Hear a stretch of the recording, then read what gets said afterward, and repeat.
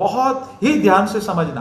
पहला स्टेप, ये बैक्टीरिया का बॉटल आपको कहीं से मिलता है गौकृपामृतम का, तो ऊपर देखना है कि छेद है कि नहीं। जैसे हम ये छेद करके देते हैं, छेद इसलिए कि इसके अंदर एरोबिक बैक्टीरिया भी बड़ी मात्रा में है, तो उसका ये बैक्टीरिया के अंदर वो मरने नहीं चाहिए हवा के कारण, तो ऊपर छेद होना चाहिए। ये बॉटल आपको मिली तो उसको 200 लीटर पानी में ड्रम सफा होना चाहिए। ड्रम सफा होना कर 200 लीटर का ड्रम के अंदर पानी भर दीजिए और ये 1 लीटर बैक्टीरिया डाल दीजिए और 2 लीटर देशी गाय की छाछ और 2 किलो गुड़ का पानी बना के उसके अंदर डाल देना है। एक ही हफ्ते में 1 लीटर का 200 बन जाएगा। मित्रों, शब्द मेरा पकड़ना, देशी गाय की छाछ, ताजी छाछ, ताजी मतलब 1 से 3 दिन पुरानी चल सकती है, महीना पुरानी नहीं डालनी है, ठीक है। बहुत स्पष्ट कह रहा हूं, ताजी छाछ 2-3 दिन पुरानी तक चल सकती है।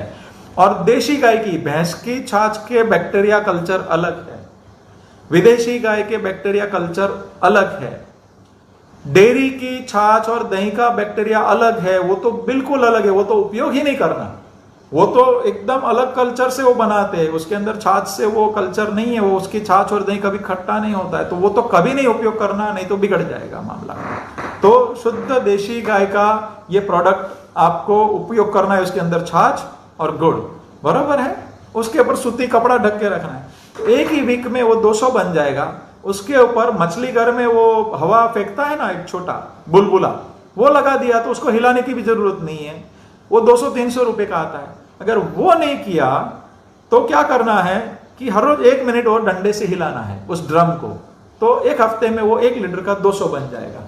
और आपको ये जैसे उपयोग करते करते 10 लीटर हो गया तो वापिस अंदर गुड़, छाछ और पानी 200 लीटर डाल देना है, वापिस 200 बन जाएगा। उसमें से आपने किसी मित्र को दिया, उसने भी 1 लीटर से 200 लीटर बनाए, तो ड्रम में पानी भर के गुड़ और छाछ डाला, उसका भी 200 बन जाएगा। तो सादी भाषा में कहूं तो ये जामन हो गया, मेलवन हो गया। मेलवन जामन कभी खत्म हो सकता है क्या? तो नहीं, हजारों साल भी आप मेंटेन कर सकते, उतनी सरल प्रक्रिया है इसके अंदर मित्रों। तो गंभीरता इतनी रखनी है कि आप कभी आपके मित्र को देंगे तो बॉटल के अंदर छेद होना चाहिए, उसको भी सही चीज सिखानी है। तो आप में से किसी को भी गौकृपामृतम कहीं से प्राप्त हुआ है, अगर ठीक से नहीं मिला है, उसने कोई मर्यादा का पालन नहीं किया है, तो कभी गौकृपामृतम के ऊपर शंका नहीं करना, वापिस यहां से मदर कल्चर मंगवा सकते हैं और अच्छे से मेंटेन करो। आप भी उसको आगे अच्छे से ही देना, नॉलेज सही तरीके से देना जरूरी है, नहीं तो नुकसान हो जाएगा किसानों का। तो कभी किसान मित्रों हमेशा प्रॉपर वो कोई झाड़ की छांव के अंदर रखिए और खराब होता नहीं है ये। तो ये गौकृपामृतम जो तैयार हुआ, तो किसान मित्रों इसको उपयोग करने की विधि अभी जाएंगे, हम जानेंगे। जैसे इससे गोबर का खाद आपको कंपोस्ट करना है, तो 2 फीट से 1.5 फीट ऊंचा और 2 फीट चौड़ा और लंबी लाइन कर देनी है पूरी।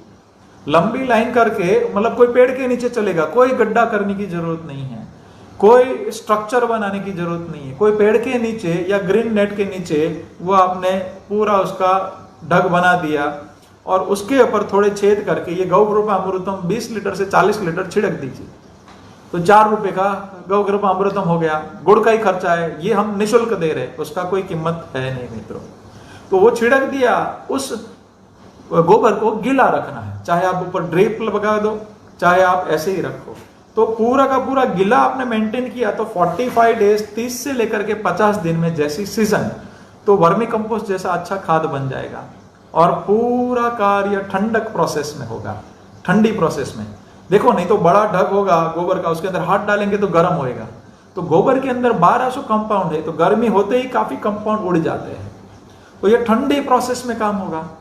तो कोल्ड प्रोसेस के अंदर काम होने के फायदे क्या है? तो गोबर के अंदर 1200 जो कंपाउंड है उसके अंदर विटामिन B12 भी पेट भर के, जैसे दूध के अंदर विटामिन B12 पेट भर के है, लेकिन उसको जैसे ही गर्म करो 50% उड़ जाता है कंपाउंड।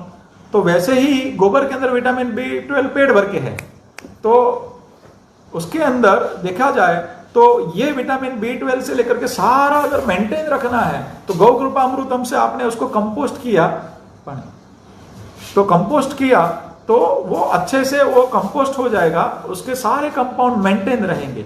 तो 45 दिन के अंदर जो खाद तैयार हो गया उसको खेत में डालने का, ये सेकंड स्टेप हो गया। पहला स्टेप कैसे बनाना, इजी 5 चरणों की बात है, 5 स्टेप की बात है। पहला स्टेप हमने बोला बनाना, दूसरा स्टेप बोला खाद को कंपोस्ट करना, सुपाच्य स्वरूप में बनाना। तीसरा स्टेप गौ कृपा अमृतम का एप्लीकेशन, कितना डालना है। तो खेत के अंदर फर्स्ट टाइम प्रति एकड़, 1 एकड़ में 1000 लीटर बहा देना है। 1000 लीटर बहाएंगे तो 30 साल पुराना यूरिया का लेयर भी परत जमी हुई है, सिर्फ 1.5 महीने में तोड़ देगा। फिर हर पानी के साथ 500 लीटर बहाना है, तो वो पूरा का पूरा डोज होते होते पूरा बैक्टीरियामयी जमीन हो जाएगा, और फिर पूरी जमीन ही आपकी 6 महीने से 1 साल में बदल जाएगी। लेकिन जो मैं डोज बोलता हूं वो प्रॉपर रिकमेंडेशन है, वो उसी हिसाब से डालेंगे तो बहुत ही अच्छा परिणाम मिलेगा। तीसरा से अभी चौथा स्टेप कि ऊपर एप्लीकेशन कैसे रहेगी।